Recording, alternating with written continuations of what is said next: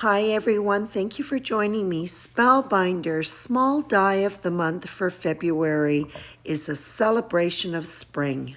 Boot Bouquet is an absolutely sweet and adorable die set. You just have to love those beautiful flowers, and what about those sweet garden boots? I'm starting off with an A2 size panel of mint cardstock, and I'm going to do a little ink blending hack. Using a blending brush, I'll apply positively saturated ink Perfection around the perimeter of the panel. This is a quick and easy way to achieve an ink blended look in literally half the time.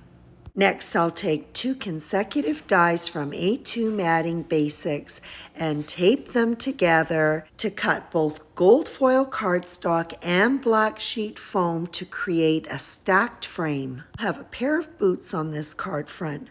One of the boots will be stacked on a foam die cut. The trim and the sole of the boot were cut from dark gray cardstock.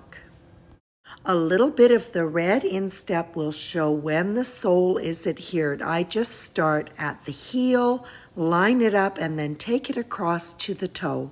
One of the boots is adhered to the foam die cut. The boot has some detailed cutout pieces.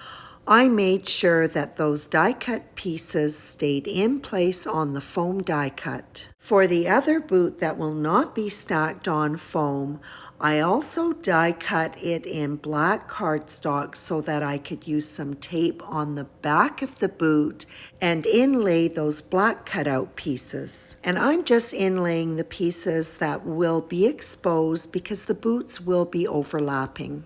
Black die cut of the boot is laid on top of the red one, and then I just press in those die cut pieces. Next, I'll assemble the flowers by placing the center of the flowers that are in black cardstock on the red and pink blooms. Pretty sure I say this in every video that I make. When dealing with small die cuts, a jewel picker is an affordable tool that makes this task so much easier. The tulip is created with 3 die cuts in addition to the black cardstock stamen. Base of the tulip has been cut from a lighter pink cardstock than the other 2 pieces. The die cut with the 2 open petals is layered on first and then finished up with the smaller die cut. The stamen is tucked in behind that last die cut. There are 2 daffodils. One is front facing and the other one has a partial side view so that you can see the full extent of that beautiful trumpet. Is the one that I'm putting together now, alternating between light and darker yellow shades of cardstock. For the front facing daffodil, I limited the die cuts to that light yellow cardstock.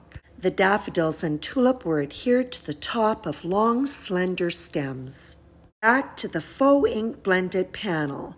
I'm going to take my Versamark ink and lightly rub it around the edges of all 4 sides and then add some gold embossing powder. Use a soft paintbrush to reduce the width of the embossing powder and to kind of mess it up a little bit. While I'm doing this, I have my heat tool on coming to full temperature. This will reduce the amount of time that it takes to melt the embossing powder, which will minimize the warping.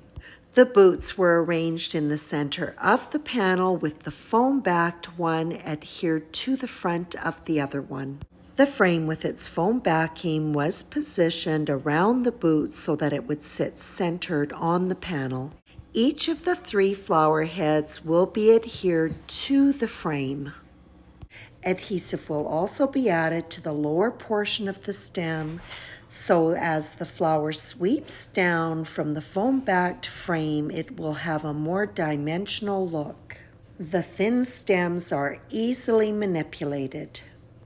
The leaves are arranged from the bottom of the card front so that they cross over one another, giving them a more natural appearance. For the leaves that will sweep over top of the foam-backed frame, the adhesive was placed just at the base of the stem.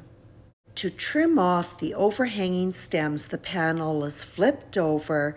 The blade of the scissors pushed right flush against the panel and then trimmed. The Glimmer of the Month daffodil spray had a perfect sentiment that I've used for this card.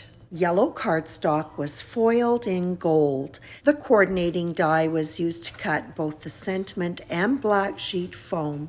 It was stacked and adhered to the bottom of the frame. The little pink flowers were used to decorate the boots, and I just think they look so super sweet. A grouping of 3 of the red flowers was used to balance off the top right-hand corner of the frame, and then 2 more were added in amongst the foliage at the bottom of the card. The card front was adhered to an A2 size top folding card base. Card was finished up with a few matte gold pearl embellishments. And that completes this pretty spring card featuring Spellbinder's Small Die of the Month Rain Boot Bouquet. I hope you enjoyed this video, and as always, I appreciate your visit.